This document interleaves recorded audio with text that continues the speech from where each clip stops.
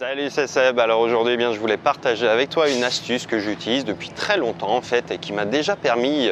de littéralement exploser mes taux de délivrabilité parce que tu le sais sans doute, le problème c'est quand tu as une liste d'abonnés au départ, tout le monde ouvre facilement, tout le monde ouvre à plus de 50% en gros et puis ce taux il descend progressivement. Mais en fait, ce qu'il faut connaître, c'est les causes. En réalité, il n'y a pas que des gens qui se désintéressent de ton contenu, il y a également des gens qui ne voient plus tes messages. Et pourquoi ils ne les voient plus? C'est tout simplement parce que tu n'arrives plus en boîte de réception principale, tu peux arriver en spam box, tu peux arriver en boîte de promotion et souvent, il suffit de changer en fait un des paramètres qui est notamment ton adresse email d'envoi pour retrouver des points de délivrabilité.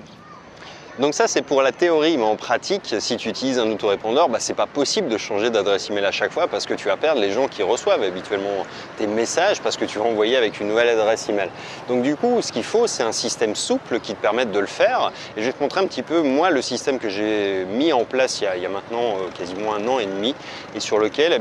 on utilise toujours ce type de stratégie parce que ça marche. Alors, nous voilà dans l'interface d'administration de mon serveur d'emailing, enfin du moins dans mon interface qui me permet de gérer mon autorépondeur et donc mes opérations d'emailing. Et là, en fait, on s'aperçoit qu'il y a 6 lignes qui correspondent en fait à différentes adresses email, différents comptes SMTP qui sont utilisés alternativement par le logiciel, c'est-à-dire quand je programme un envoi, le mail 1 il va partir avec le compte 1, le mail 2 il va partir avec le compte 2, ainsi de suite. Et ce qui fait qu'en fait, quand je fais régulièrement des opérations, quand j'envoie un emailing régulier, il y a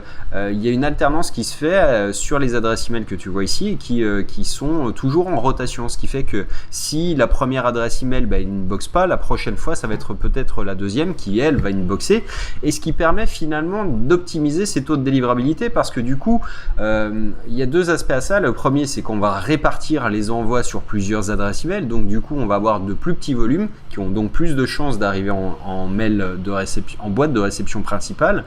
Et puis du coup on va avoir également le fait de casser un petit peu, tu vois, une habitude, parce que moi sur mon Gmail je peux, et d'ailleurs il y a plein d'expéditeurs que tu peux blacklister, je peux blacklister même directement Google, c'est-à-dire en fait tu sais, il suffit de dire que tel expéditeur t'en veux plus. Et là pour le coup, quand tu as plusieurs adresses email, tu as toujours une chance supplémentaire d'arriver finalement en boîte de réception parce que ta réputation elle est différente à chaque fois que tu envoies un email. Et c'est ça en fait qui est important, c'est d'avoir ce type de rotation. Après, pour avoir des fournisseurs, c'est assez simple, tu peux utiliser plein de prestataires, un SMTP classique, tu vas pouvoir avoir des serveurs chez OVH par exemple, tu peux utiliser Amazon, tu peux utiliser SendMail, tout ça c'est des services qui existent et qui sont en ligne, qui sont disponibles.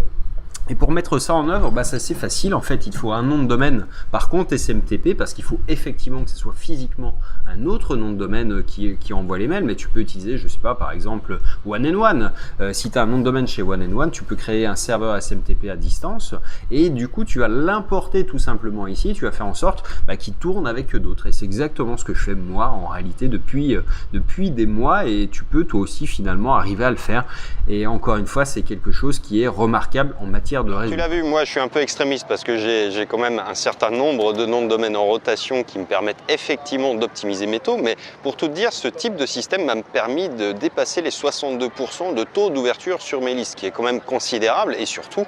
c'est une économie d'argent considérable quand tu penses au coût de renouvellement de tes listes. C'est-à-dire si aujourd'hui tu dois jeter en fait tous les gens qui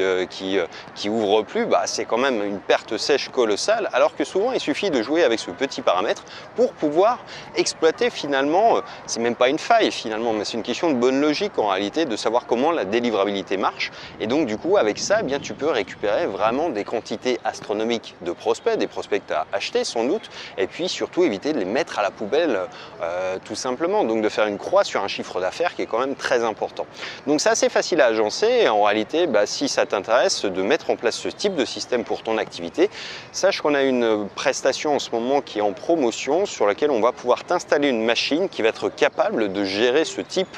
de rotation de serveurs SMTP, et tu vas voir que toi aussi tu peux l'avoir très facilement et que ça peut produire des résultats qui sont somme toute exceptionnels en matière de taux d'ouverture. Allez, bref, si ça t'intéresse, il y a tous les liens qui viennent d'apparaître dans la vidéo et dessous dans la description, et je te dis à bientôt dans la prochaine. Ciao.